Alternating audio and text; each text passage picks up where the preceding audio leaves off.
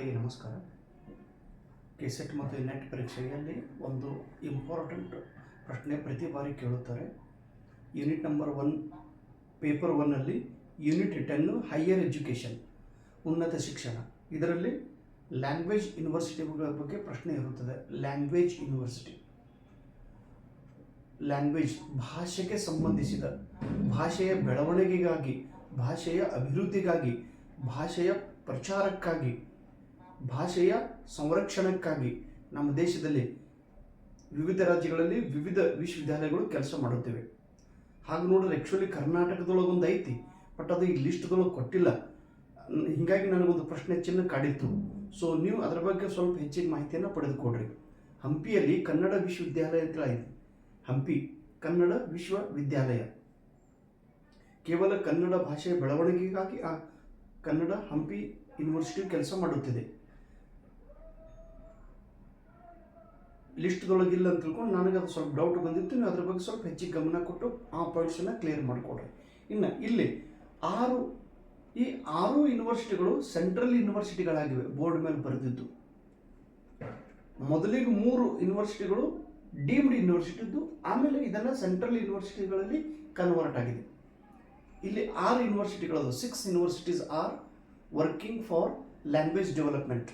ಹೀಗಾಗಿ 6 ವಿಶ್ವವಿದ್ಯಾಲಯಗಳಿಗೆ ಭಾಷೆಯ ವಿಶ್ವವಿದ್ಯಾಲಯ ಎಂದು ಕರೆಯುತ್ತಾರೆ. ಮೊದಲನೇದು ಲಾಲ್ ಬಹದ್ದೂರ್ ಶಾಸ್ತ್ರಿ ರಾಷ್ಟ್ರೀಯ ಸಂಸ್ಕೃತ ವಿದ್ಯಾಪೀಠ.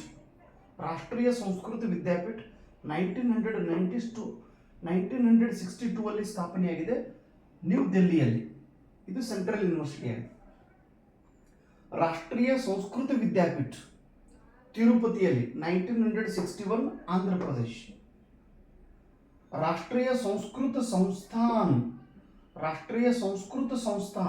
ಇದಕ್ಕೆ ನ್ಯಾಷನಲ್ ಸಂಸ್ಕೃತ ಯೂನಿವರ್ಸಿಟಿ ಎಂದು ಕೂಡ ಕರೆಯುತ್ತಾರೆ. ನ್ಯಾಷನಲ್ ಸಂಸ್ಕೃತ ಯೂನಿವರ್ಸಿಟಿ, ರಾಷ್ಟ್ರೀಯ ಸಂಸ್ಕೃತ ಸಂಸ್ಥಾನ್ 1970 ನ್ಯೂ ಡೆಲ್ಲಿಯಲ್ಲಿದೆ.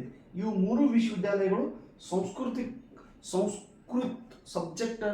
ಸಂಸ್ಕೃತ ಭಾಷೆಯ ಬೆಳವಣಿಗೆಗಾಗಿ ಕೆಲಸ ಮಾಡುತ್ತೇವೆ. ನೆಟ್ ಎಕ್ಸಾಮ್ ಕೇಳಿದ್ರು ಪ್ರಶ್ನೆ, ಹೊಂದಿಸಿ ಬರೆಯಿರಿದೊಳಗೆ ಕೇಳಿದ್ರು.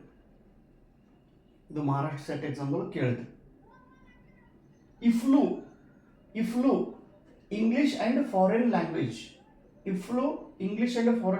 ಯೂನಿವರ್ಸಿಟಿ 1958 ಅಲ್ಲಿ, ಆವಾಗ ಆಂಧ್ರ ಪ್ರದೇಶದ ರಾಜಧಾನಿ ಹೈದರಾಬಾದಲ್ಲಿ ಇದು ಸ್ಥಾಪನೆಯಾಗಿತ್ತು. ಈಗಿದು ತೆಲಂಗಾಣದೊಳಗೆ ಬರ್ತೈತಿ. ಯಾಕಂದ್ರೆ 2 ರಾಜ್ಯ ಒಡೆದು ಹೋದಲು, ಒಂದು ತೆಲಂಗಾಣ ಒಂದು ಆಂಧ್ರ.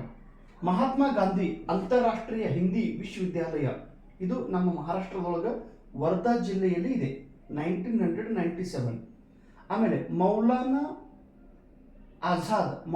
Azad national Urdu university Hyderabad 1998. ತುಂಬ ಚಿಕ್ಕ ವಿಡಿಯೋ, ಚಿಕ್ಕ ಮಾಹಿತಿ, ಆದರೆ ವೆರಿ ಇಂಪಾರ್ಟೆಂಟ್. ನೋಟ್ಬುಕ್ದಲ್ಲಿ ಬರೆದು ಇದನ್ನು ಸರಿಯಾಗಿ ಬರೆದು ಇದನ್ನು ನೆನಪಲ್ಲಿ ಇಟ್ಕೊಳ್ಬೇಕು. Thank you.